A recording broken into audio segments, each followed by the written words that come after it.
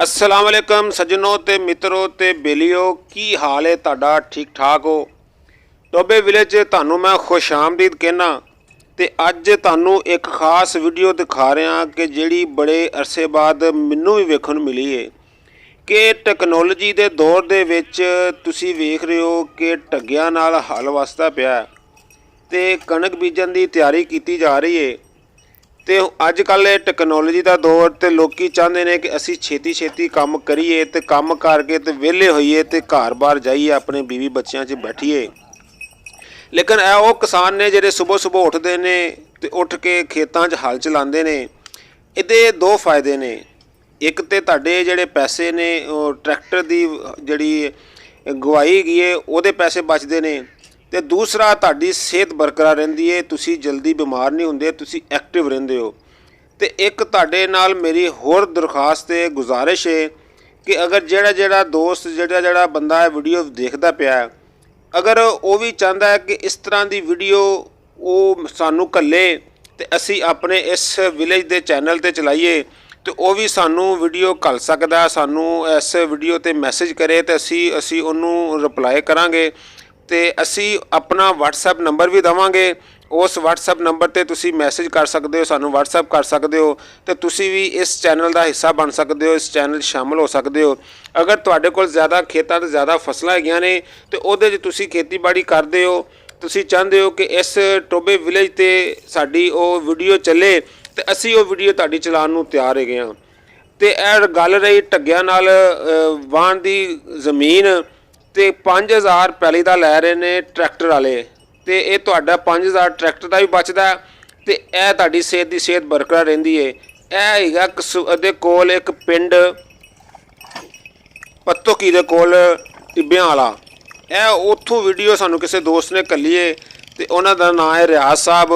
रियाज साहब ने वीडियो घल्ली है तो रियाज साहब का मैं बहुत बहुत शुक्रिया अदा करना कि सानू उन्हें वीडियो घल के साडा हौसला वधाया ते ढग्गियां नाल चलदे होए खेत वसदे होए ढग्गियां नाल तुसीं देख सकते हो। यह सिर्फ कणक की फसल बीजण की तैयारी की गई है तो इत्थे कणक की फसल बीजी जा रही है तो तकरीबन एक पैली नूं वाहण वास्ते काफ़ी टाइम चाहिए। सूरज निकलदियां शुरू करिए तो जाके दोपहर तक साडी एक पैली वसदी है। तो मैं उन्होंने दोस्तों नाल उन्होंने बेलियां नाल गुजारिश करना जिन्होंने मेरे इस चैनल को सबसक्राइब नहीं किया और मेरे इस चैनल को फटाफट सबसक्राइब करन, बैल आइकॉन नूं दबाण ताकि दूसरी साडी आने वाली वीडियो भी उन्होंने मिलती रहे। इत्थे बीजी जा रही है कणक तो जिहड़ी कणक बीजनी इन्होंने वो बड़ी अच्छी नस्ल की कणक है तो जिहड़े यह ढग्गे चलते पे ने यह भी अच्छी नस्ल के ढग्गे ने तो जिहड़े हल चला रहे हैं यह हल की तकरीबन टैक्नोलॉजी भी तकरीबन काफ़ी चेंज हो गई है।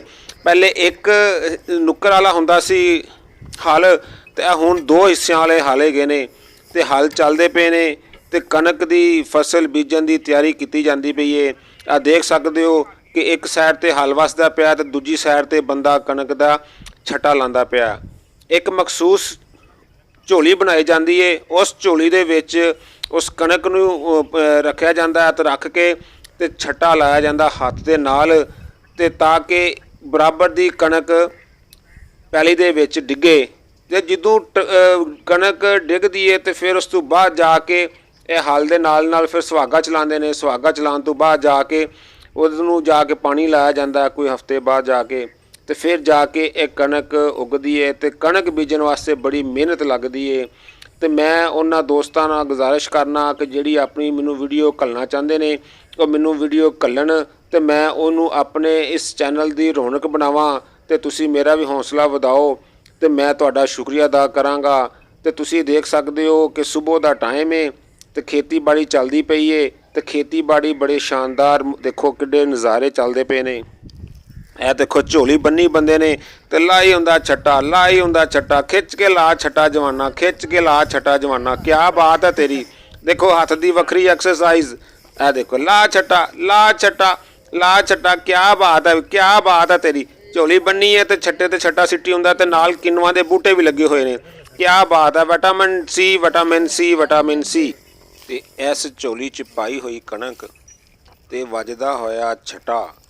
क्या बात है जट्टा ते क्या बात जट्टा। ਤੇ ਤੁਸੀਂ ਵੀ ਆਪਣਾ ਮੋਬਾਈਲ ਚੁੱਕੋ ਤੇ ਬਣਾਓ ਸੋਹਣੀ ਸੋਹਣੀ ਪਿਆਰੀ ਪਿਆਰੀ ਵੀਡੀਓ ਆਪਣੀ ਖੇਤੀਬਾੜੀ ਦੀ ਤੇ ਸਾਨੂੰ ਘੱਲੋ ਤੇ ਅਸੀਂ ਆਪਣਾ ਇਸ ਜ਼ੀਨਤ ਬਣਾਵਾਂਗੇ ਆਪਣੇ ਇਸ ਚੈਨਲ ਦੀ।